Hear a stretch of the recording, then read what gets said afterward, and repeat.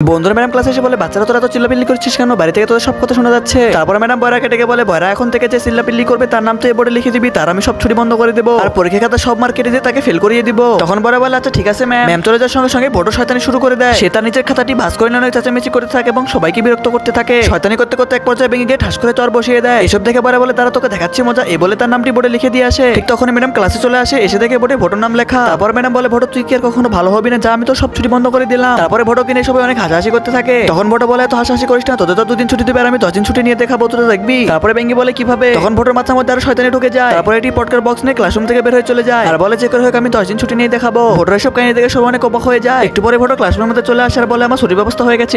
তারপরে ভোটো তার সিটে এসে বসে পড়ে। ঠিক তখনই ম্যাডাম আবার ক্লাস এসে বলে একটু আগে বাইরে কে পটকা ফুটালো। তখন বেঙ্গি বলে ম্যাম ভোটো ফুটিয়েছে। বন্ধুরা তারপরে কি হলো সেটি দেখার আগে তুমি সামান্য কিছু টাকা থেকে যদি তোমার ফ্যামিলিকে বেশি ভালোবেসে থাকো তাহলে ভিডিওতে একটি লাইক করে চ্যানেলটিকে সাবস্ক্রাইব করে দাও, কমেন্টে বলে যাও তোমার ফ্যামিলি মেম্বার কয়জন। তারপর ম্যাডাম বলে ভোটো তুই যা, তোকে আমি 10 দিনের জন্য স্কুল থেকে বের করে দিলাম। ম্যামের কাছ থেকে কথা শুনে সবাই অনেক অবাক হয়ে যায়। তারপরে ভোটো অনেক হাসতে থাকে।